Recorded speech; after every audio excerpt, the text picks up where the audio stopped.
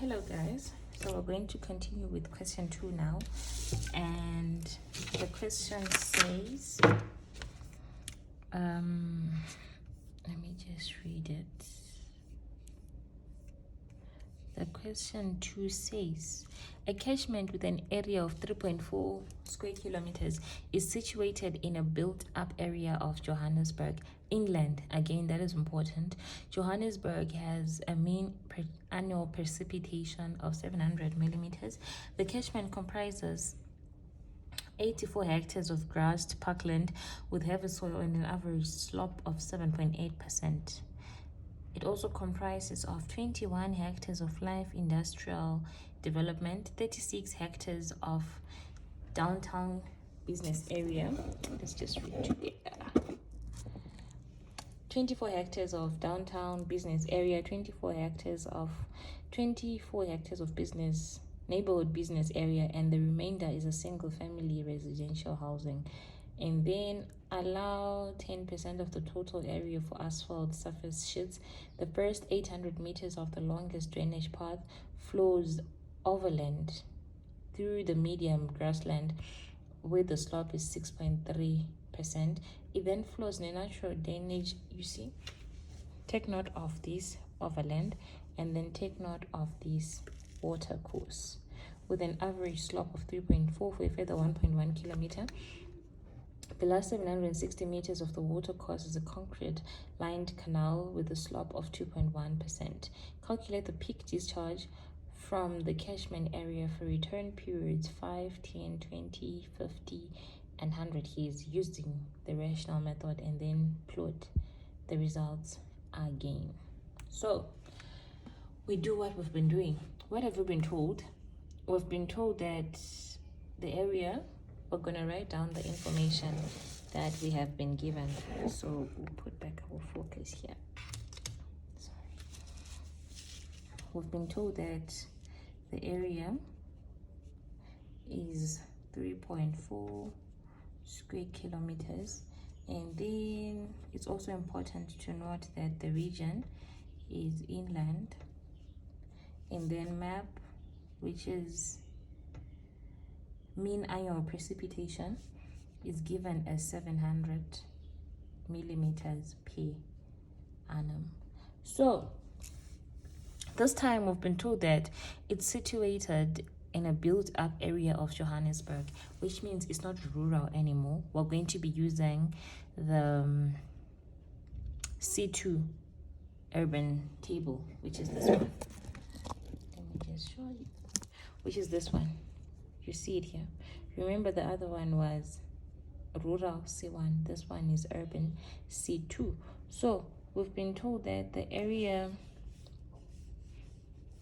has got 84 hectares of grassed parkland with heavy soil and an average slope of 7.8%. So we're going to come here, and then if the slope has got exactly, this is what I wanted to say. So it tells you that it has 84 hectares of grassed parkland, but your say used sandy soil.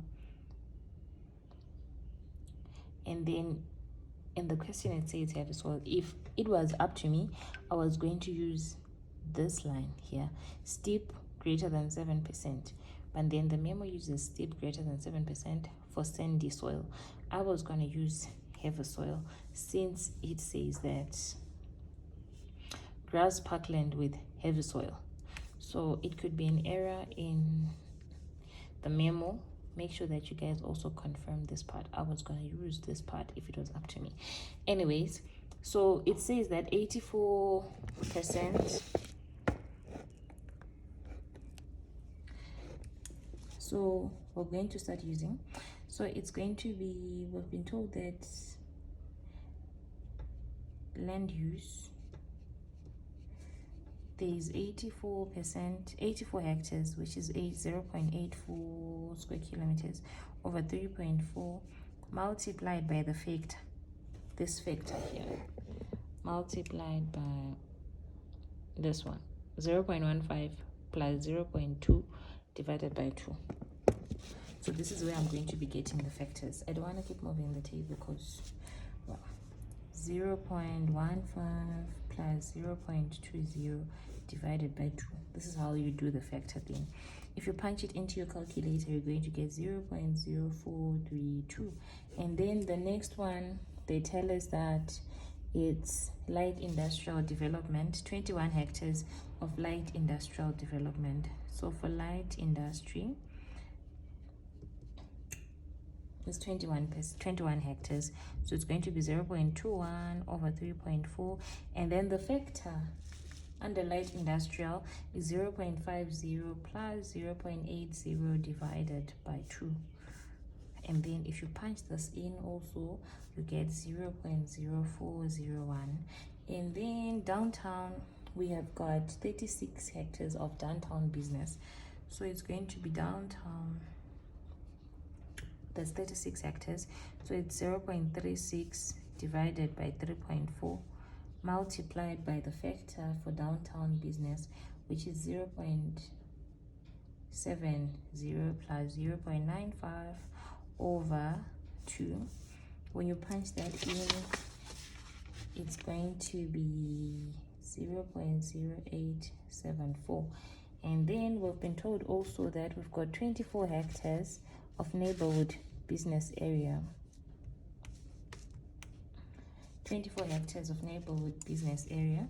So neighborhood, I don't know how to spell neighborhood, you know how to spell it though.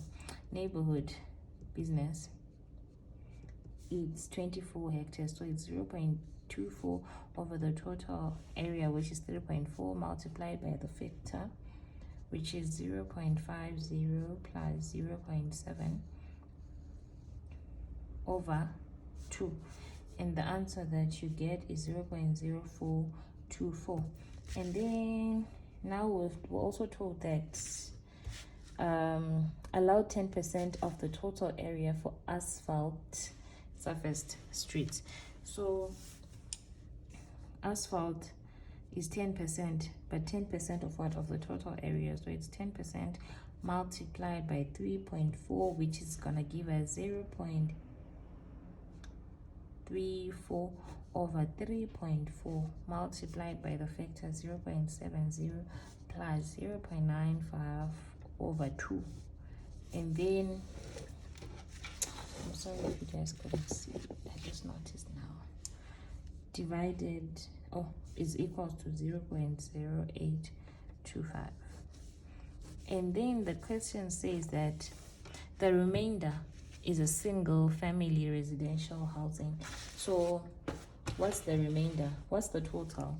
The total is 3.4 minus, so we say 3.4 minus land use minus light industrial minus 0.0 minus this one to find the remainder. So it's going to be minus 0.0432 plus 0.0401 plus 0.874 plus 0.0424 plus 0.825. And then we subtract it from 3.4. When you punch it in, the answer that you get is 1.41, meaning that housing, residential housing, has got an area of 1.41. So we're going to say housing is equals to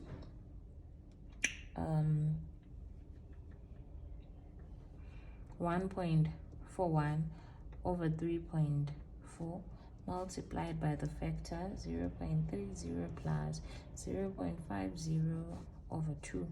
And then the answer that you get is 0.1659. So now we have got this difference. We've got 1, 2, 3, 4, 5, 6. Okay? So now we need to find the value of C. So the value of C is just this one plus this one plus this one plus this one plus this one plus this one. So meaning that our C When you add all those up, it's going to give you 0.4615. 4615. This is going to be your value of C. Remember, this is C for everything. We haven't multiplied by the factor. Keep that in mind. This one, this C, remember what we did for question 1. After we found C, this one, we multiplied it by the factor for 5 years, 10 years, 20 years, and 50 years. So at this point we're here, we haven't multiplied it by the factor yet. So let's continue. Just keep this one in mind, right? And then now step 2 is going to be TC, which is time of concentration. And we've been told that there is a part that is overland, and then there's a part that is water course. So the TC for overland formula is equal to 0.604 multiplied by R. R is the roughness condition, multiplied by L over S to the power 0.5, everything to the power 0.467. So now for the we substitute 0.604 multiplied by R, which is the roughness. Let me just show you the table for roughness.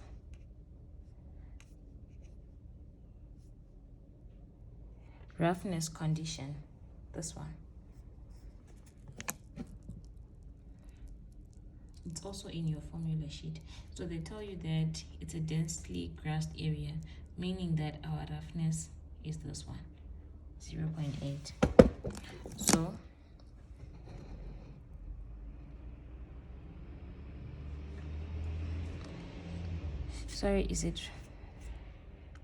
we've been told that the first 800 meters of the longest grain flows overland through a medium grassed parkland.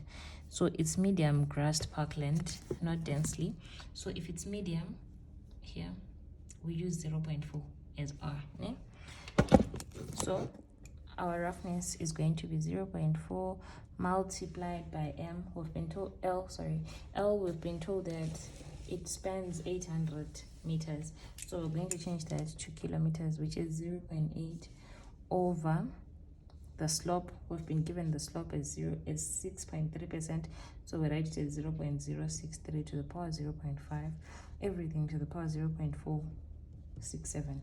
If you punch that in, you get 0.68 hours. This is for overland. And then we also have wasteland. If you look at the question again, the question tells you that it then flows in a natural drainage water course. So now we're using the water, what did I write? Waterland, water course formula.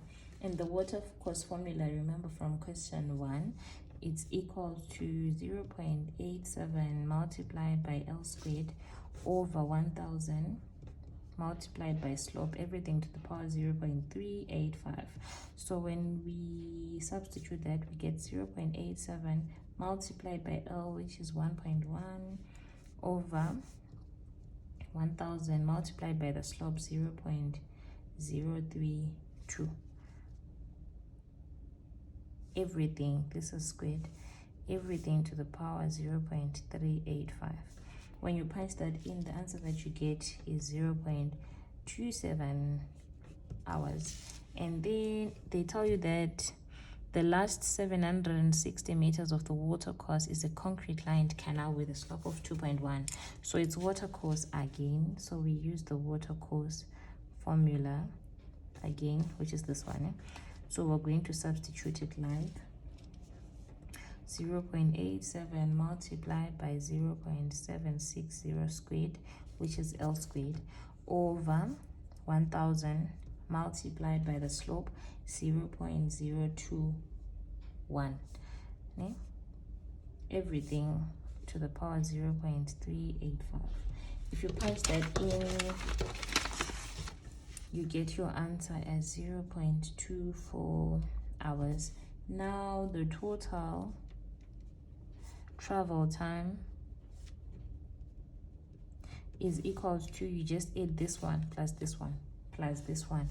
So it's going to be 0.68 plus 0.27 plus 0.24. So your final answer is 1.18 hours. This is your total TC. And then now we go back to the graph, remember, which is step number 3. And let me just show you the graph so that we do it together. I don't know why it's looking like this. Why is it looking like this? I don't know. But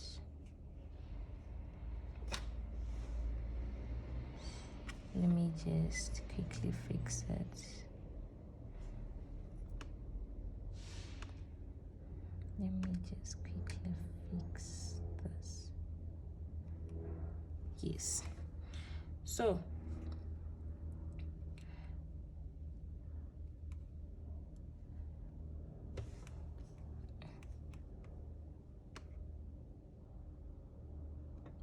right, let's do the graph together.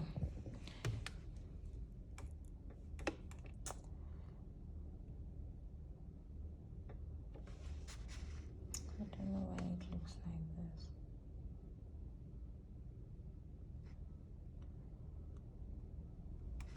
So isn't we found that the total travel time is 1.1 hours. So when we come here, we find 1.1 hours. And then when you get to this point, you move like this. And then the return period that you find, we've been told to find for 5 years, 10 years, 20 years, and 50 years. So you draw lines that are going like this. Okay? And then you also draw lines that are going like this at 750. The answers that you get are 42, 52,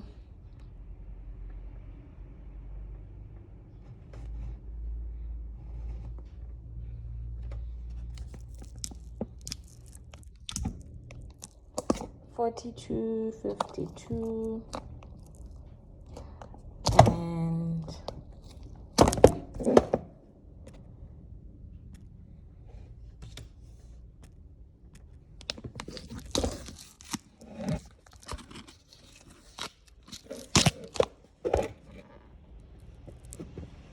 42, 52. I hope you can see me. Something just happened. 42, 52, 65, 88, and 110. But bear in mind, I'm going to send these graphs to you so that you can see them properly. If you don't understand, then I'll explain them. So to do exactly what we've been doing, so we find that our depth of precipitation, we have got for D5, we've got D5, D10, D20, D50, and D100. So for D5 is 42, for D10 it's 52, for D20 65, D50 88, and D100 110. This is millimeters. So now that we've got the depth, we'll move on to our intensity. So our intensity at 5 years, still the same thing. 42 divided by our time of concentration, which is 1.18. The answer is 35.6. And then for intensity at 10 years, it's going to be 52 over 1.18. And the answer is 44.1. These are millimeters per hour. And then I-20 is going to be 65 over 1.18. It's going to be 55.1. I-50 is going to be 88 over 1.18, which is going to be 74.6. and then intensity 100 is going to be 110 over 1.18 being equals to 93.2. Now we go on to peak discharge, which is Q, is given as CIA over 3.6. Now you need to be careful because, anyways, let's start with Q5. So Q5, what's C? Remember our C was this C. Remember this C wasn't multiplied by the factor yet. So we're going to start multiplying them now. So from the same table where we get the factors from question 1, yeah? Q5 is going to be 0.4615, which is C, multiplied by the factor at 5 years, which is 0.80, multiplied by I, this one, 35.6, multiplied by the area 3.4. All this over 3.6. The answer that you get is 12.4 cubic meters per second. And then Q10, same thing, 0.4615 multiplied by the factor at 10 years is 0.9, multiplied by 44.1, multiplied by 3.4, everything over 3.6. And then Q20 is going to be 0.4615 multiplied by, Q10, the factor here is 0.85. And then for 20, it's 0.90 multiplied by 55.1 multiplied by 3.4, everything over 3.6. And then Q50 is going to be 0.4615 multiplied by 0.95 multiplied by 74.6 multiplied by 3.4, everything over 3.6.